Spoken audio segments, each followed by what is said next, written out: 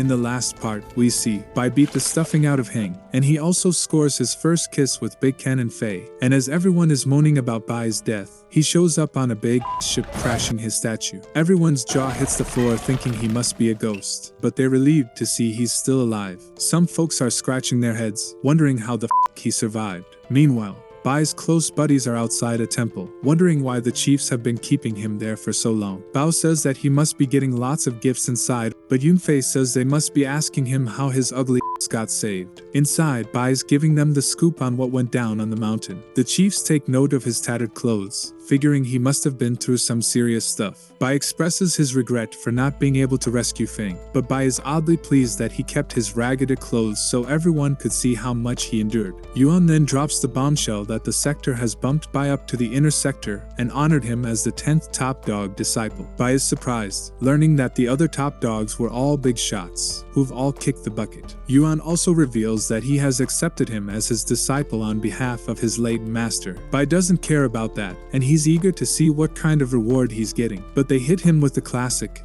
"Your reward is the honor of paying respects to your master." Bai's not having it. He's all fired up, ready to spill his blood, sweat, and tears, mostly blood, for the sector, and says, "Take my life sector if you need it. Just say the word." Right then, Chief Li pops in, and Bai's all like, "Hey there, long time no see. Sorry for the disappearing act." Li comes in with a grand gesture, saying he'd love to give Bai some protective gear, but all he's good at is brewing elixirs, not wielding swords. Bai goes along with the drama, saying it's cool, he's just here for the righteous path.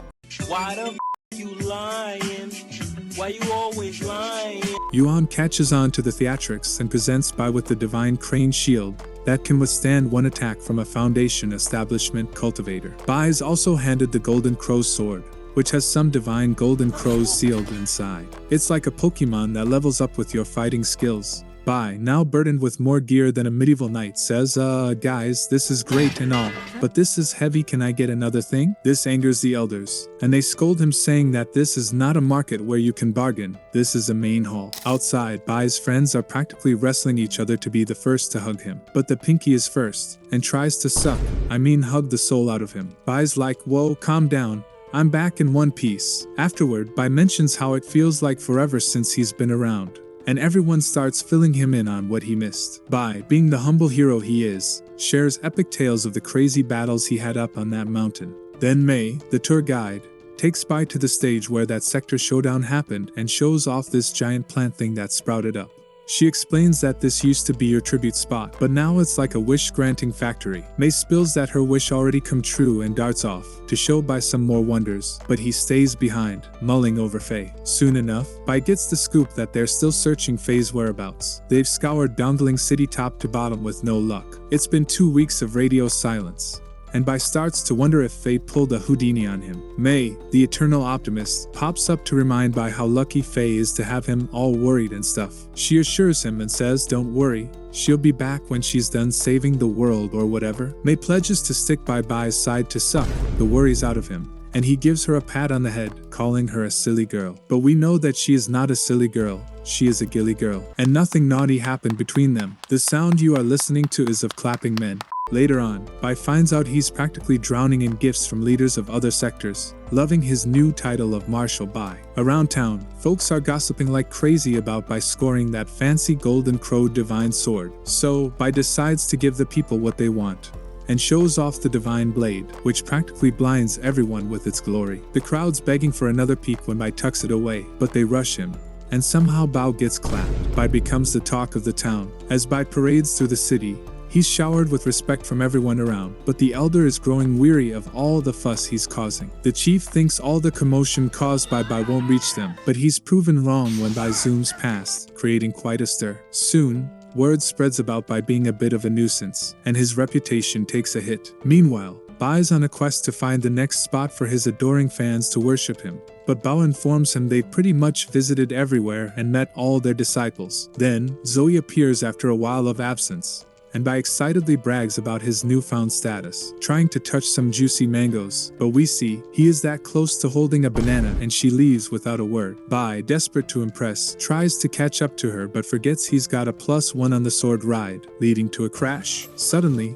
A familiar voice interrupts and Chen has arrived. Chen openly regrets not getting rid of Bai when he had the chance before, but now he promises to do it in the future. However, Bai interrupts, advising Chen to respect his elders, claiming that youngsters like him are the future of the spirit sector. Bai suggests Chen learn from Feng's mistakes, but Chen is eager to leave. Bai then surprises Chen by expressing a desire for a chat, but Chen is wary, siding with his new master, Tianyu. Bai has no idea who Tianyu is, prompting Chen to explain that he's the chosen one. This news doesn't sit well with Bai, who plans to give Chen a lesson in respect, but Tianyu shows up, stopping him in his tracks. Tianyu dismisses Bai's status as an honored disciple as a joke, leaving Bai seething with anger. Tianyu makes it clear he won't let Bai interfere with his preparations for entering Foundation establishment. Bai tries to show who's the daddy around but almost gets clapped by Tianyu's sword, then he walks away, leaving Bai fuming with anger, swearing to someday settle the score with him. At night we see a bunch of guys yakking about how the big shot cultivation clans are on the move.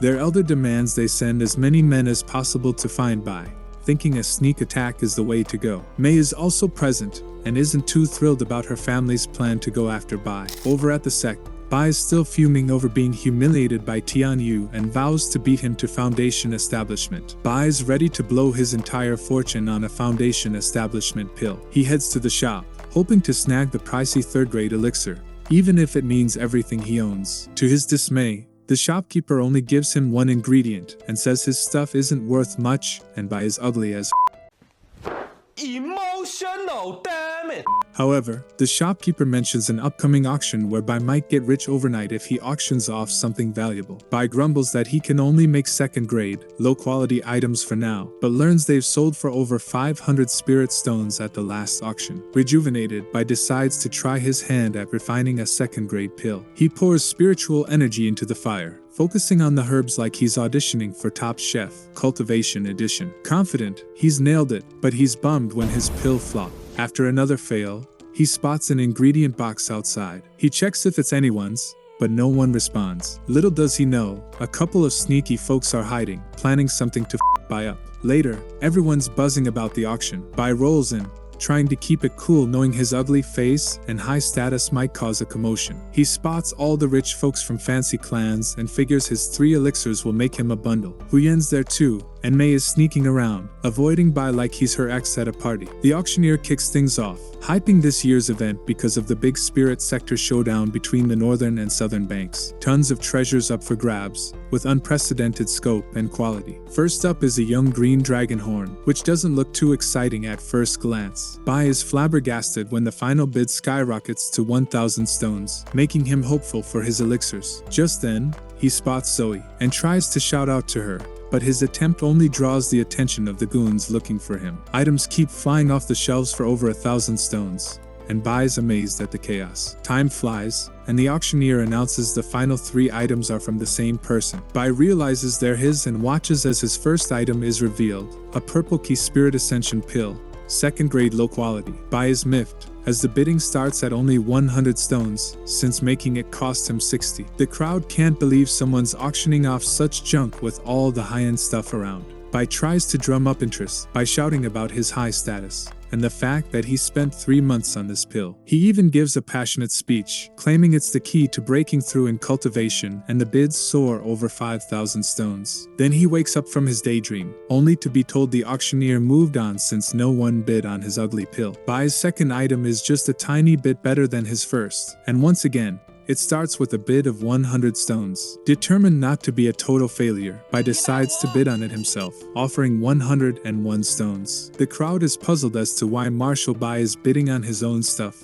and they start speculating that the pill might have some hidden unique feature. Caught up in the excitement, Bai ends up in a bidding war and manages to push the price up to 205 stones. To his dismay, he wins the bid and realizes he's just bought back his own elixir at a higher price. This might be the dumbest move made by him so far. To look fine, Bai pretends it's all part of his master plan. The auctioneer then announces the final item, another pill of the same type, which makes the crowd groan in collective disappointment. But wait, there's a twist. This pill has been spirit refined 3 times, making it a top-tier item. Huyen explains that spirit refining something 3 times is incredibly rare, even for grandmasters. Bai's confidence returns, only to be met with the crowd's grumbling. They're upset that such rare luck was wasted on a low-grade item. Just when things couldn't get more bizarre, the auctioneer reveals the pill has a secret, a symbol of the little turtle, the same little turtle who clapped Zoe by completing all 10 monuments. The crowd recognizes it immediately, and their mood shifts as everyone knows the little turtle's got some serious mojo. Zoe, still grumbling about how the little turtle clapped her, grudgingly admits his skill and shows just how much of a fan she is. It's like getting beaten by your rival and then buying their autograph.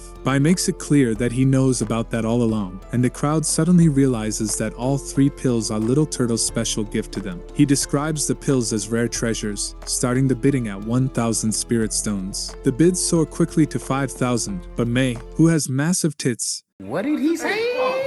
who's a massive fan of her idol, isn't about to let anyone else snag the collectible. She raises the bid to 6,000, but Zoe swoops in with a higher offer. The two go back and forth, but May throws down the gauntlet with a whopping 100,000 stones. Her brother tries to calm her, but May reminds everyone that her family runs the auction. Bai's jaw hits the floor as the bidding wraps up, and he realizes he's just struck gold. He's amazed by May's devotion to the little turtle, and she reveals she wants Bai to take his virginity.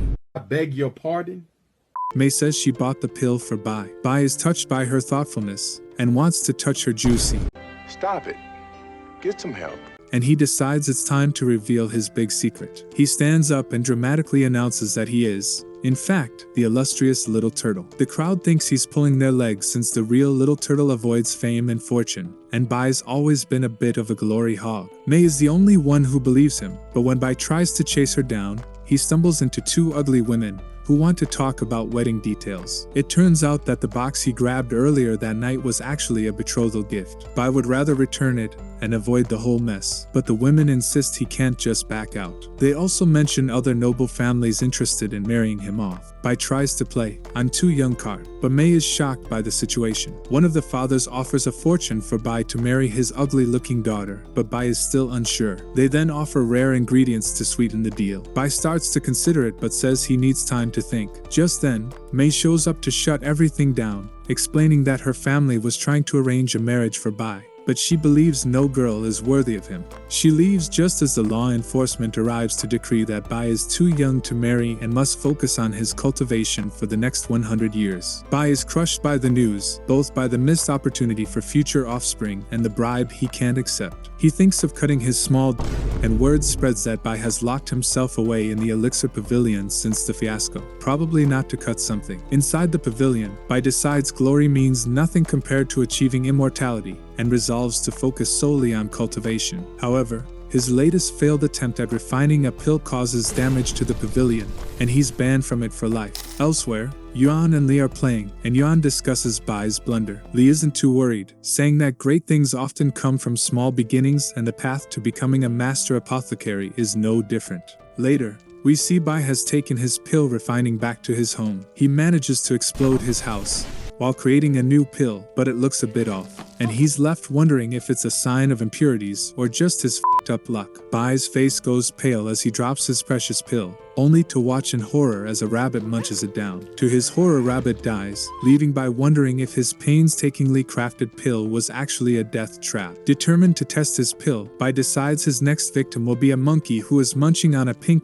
looking thing. Bai assures the monkey, claiming it will grant immortality. The monkey, unimpressed, starts mimicking Bai's every move and chuckles at his antics. Seizing the moment, Bai shoves the pill into the monkey's mouth, but the result is the same tragic end. The monkey dies, taking a bird with him, with the help of a fart attack. Bai continues tweaking his formula, but finds himself hosting a mini funeral service for his test subjects. Realizing he can't keep sacrificing innocent animals, he's about to give up when a bird with a familiar flair swoops in. To his shock, it's a spirit-tailed chicken that once consumed his immortality pill. Surprisingly, it gobbles up his new pill without a care in the world and then flies off, unscathed, just like Ho-Ho Bird from Pokemon. Then we see a bunch of animals who eat Bai's pill. They are giving some villain vibes. Bai deduces that the issue must be impurities, but is frustrated by the lack of guidance in the records. Just then, lightning strikes the pillar where he's working, and he's astonished to see it actually helps with the impurity problem. Convinced that lightning is the key, Bai decides to subject his pill to a few more bolts of lightning. The commotion causes quite a stir,